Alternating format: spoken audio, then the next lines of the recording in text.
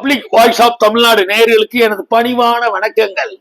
நம்ம இந்த வாரம் வெளிவந்த ஜனநாயகன் தமிழகத்தின் முதலமைச்சர் அதாவது சி ஜோசப் விஜய் அவர்களின் ஜனநாயகன் படத்தை பத்தி தான் விமர்சனம். பாருங்க பாருங்க பாருங்க. வெளிவந்த புதிய படமான தமிழக முதலமைச்சர் ஜோசப் சி விஜய் அவர்களின் ஜனநாயகன் படத்தை பத்தி தான் ரிவ்யூ பார்க்க போறேங்க. ஜனநாயகன் கடந்த கிட்டத்தட்ட 6 மாதங்களா பொங்கலுக்கு வர வேண்டிய படம் பல போராட்டங்களுக்கு மத்தியில அவர் சிஎம் ஆகி தான் வெளிவரணுன்னு இருந்திருக்கு. அதாவது சிலவங்களுக்கு அதிர்ஷ்டங்கிறது தந்தியில வந்துச்சுன்னா தருத்திரியன் தந்தியில வந்துச்சுன்னா அதிர்ஷ்டம் தான் தந்தியில வரும்பாங்க. அது மாதிரி இவருக்கு ஜனநாயகன் படத்துல முதலமைச்சர்னு போடக்கூடிய ஒரு அமைப்பு இருந்திருக்கு போலுங்க. அதனால தமிழக முதலமைச்சர் சி ஜோசப் விஜய்னு போட்டு இந்த படத்தை ரிலீஸ் பண்ணியிருக்காங்க. இந்த படத்தை தயாரிச்சது யாருன்னு பாத்தீங்கன்னா Venkat K Narayana KVN production சார்பா அந்த படத்தை தயாரிச்சிருக்காரு. இந்த படத்தோட இயக்குனர் யாருன்னு பாத்தீங்கன்னா H வினோத். இவர் பல வெற்றி படங்களுக்கு சொந்தக்காரர். அஜித் தலையோட படங்களே 2-3 படங்கள் தொடர்ந்து டைரக்ட் பண்ணவர். அவரோட படம் தான் ஜனநாயகன். இந்த படத்துல ஒளிப்பதிவு பாத்தீங்கன்னா சத்யா சூரியன் அவர் தான் ஒளிப்பதிவு பண்ணியிருக்காருங்க. மியூசிக் சொல்லவா வேணும், அனிருத்து அடி பின்றாரு ஒரு அதாவது சொல்றதுக்கு இடமே இல்லை. சந்தோஷமா இல்லை என்னன்னு தெரியல, படத்தை சும்மா பிச்சை எறிஞ்சிருக்காரு அனிருத்துன்னு தான் சொல்லலாம்.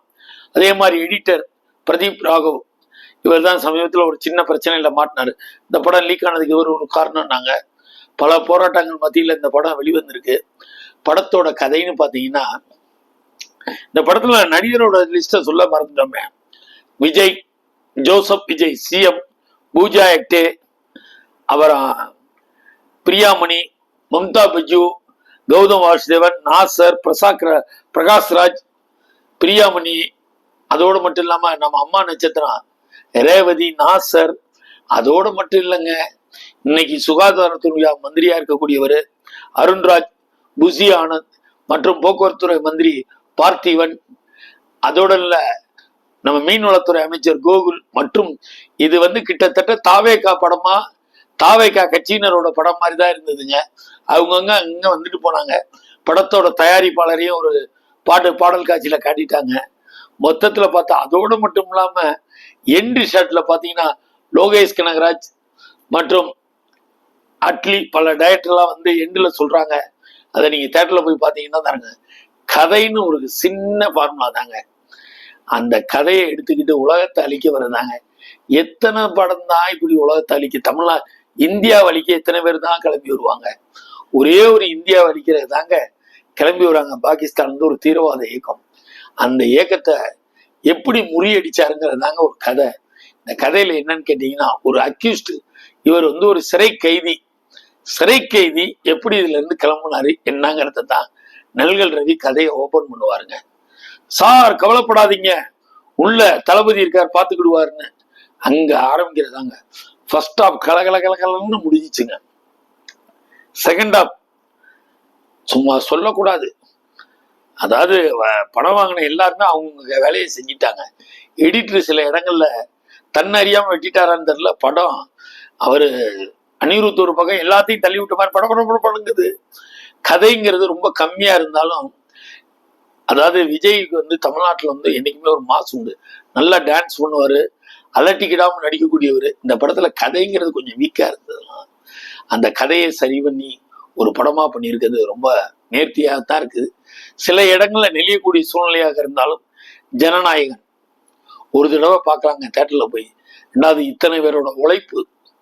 படத்துல கதை எங்கடா சொன்னேன்னு கேக்குறீங்களா? இருந்தா தானங்க நான் சொல்ல வச்சுக்கிட்டாங்க, வஞ்சகம் பண்றேன். இந்த கதையை என்ன சொன்னா சிவராசி கெட்டு போயிடும். நீங்க கண்டிப்பா தேட்டர்ல போய் பாருங்க. ஒரு பொண்ணை வளர்க்குறாரு. அந்த பொண்ணுக்கா பயம்னாலே அந்த பொண்ணு பயந்துரும். அப்பேற்பட்ட பொண்ணு எண்டுல அது ஒரு 100 பேரை சுடுதுங்க.